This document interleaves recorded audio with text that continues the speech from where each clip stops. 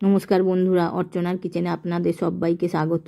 আজকে চলে এসেছি একটা সুন্দর রেসিপি নিয়ে। রেসিপিটা হলো মুসুরির কড়াইয়ের একটা রেসিপি, যা ভাত রুটি লুচির সঙ্গে খেতে খুব অসাধারণ লাগবে।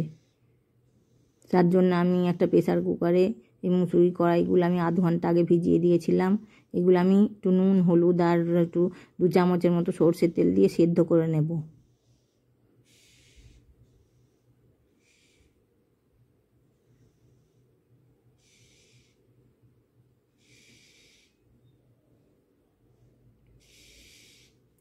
প্রেসার কুকারের ঢাকনাটা দিয়ে আর কটা সিটি দিয়ে নেব। এখানে আমি একটা মশলা করে রেখেছি, আদা আর লঙ্কা আমি বেটে নেব। এবার আমি কড়াই বসিয়ে দিয়েছি, তাতে দিয়ে দিয়েছি 3 চামচের মতো সরষের তেল আর গোটা জিরে ফোড়ন, আর দিয়ে দিলাম একটা শুকনো লঙ্কা ফাটিয়ে দিলাম।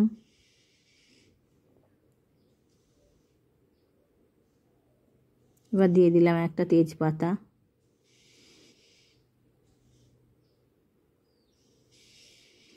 এবার আমি 8-10টা রসুনের কুচি করে রেখেছিলাম, এটা দিয়ে দিলাম। আর 2টো মাঝারি সাইজের পেঁয়াজ কুচি কুচি করে কেটে রেখেছিলাম, ওইগুলো আমি তেলের মধ্যে দিয়ে একটু ভাজা করে নেব।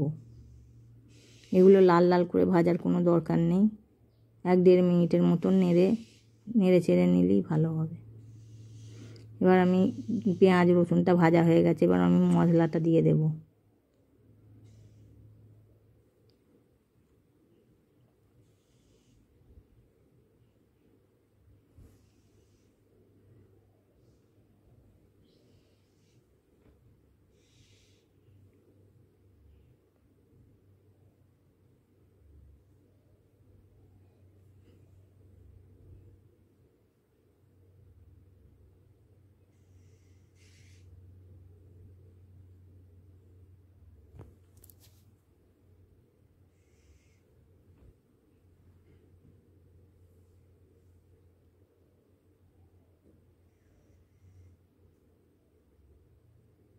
এবার আমি আদা লঙ্কাটা বেটে রেখেছিলাম, এই মশলাটা আমি পেঁয়াজ রসুনের সঙ্গে কষিয়ে নেব।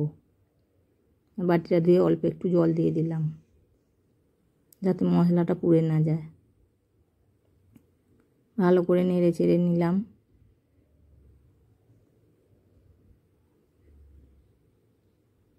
এবার আমি মশলাটা কষানো হয়ে গেছে, এবার আমি 2টো মাঝারি সাইজের টমেটো কেটে রেখেছিলাম ছোট ছোট করে, ওইটা এবার পেঁয়াজ রসুনের সঙ্গে দিয়ে দিলাম।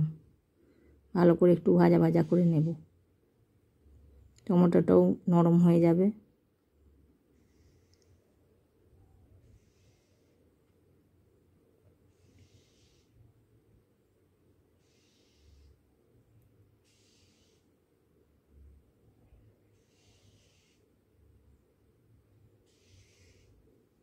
এবার আমি স্বাদ অনুযায়ী একটু লবণ দিয়ে দিলাম, একটু হলুদ গুঁড়ো,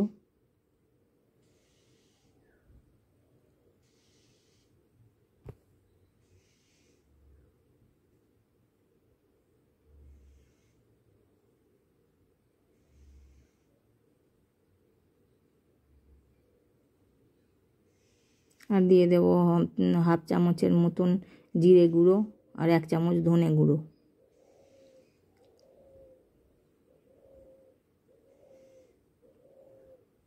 এই মশলাগুলো দিয়ে আমি ভালো করে নেড়ে চেড়ে একটু কষিয়ে নেব। আর দিয়ে দেবো 1/2 চামচের মতো কাশ্মীরি রেড চিলি পাউডার।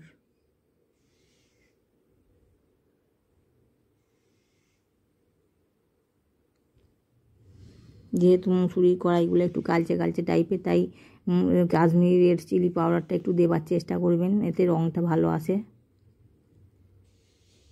মশলাগুলো আমার কষানো হয়ে গেছে, টমেটোটাও নরম হয়ে গেছে।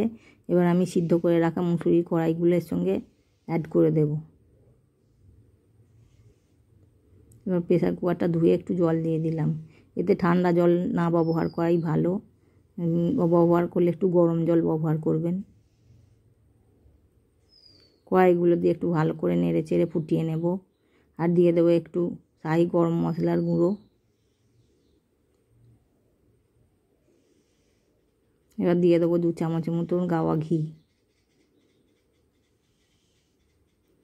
এই ঘি গরম মশলার দিকে আর একটু ভালো করে নেড়ে চেড়ে ফুটিয়ে নেব।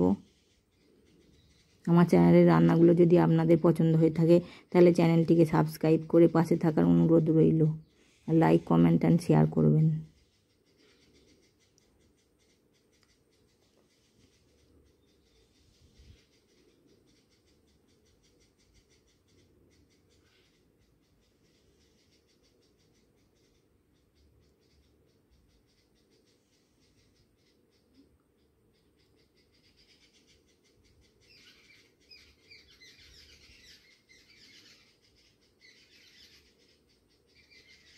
মুসুরি কড়াই রেসিপিটা আমার একদম পরিবেশন করার জন্য রেডি হয়ে গেছে।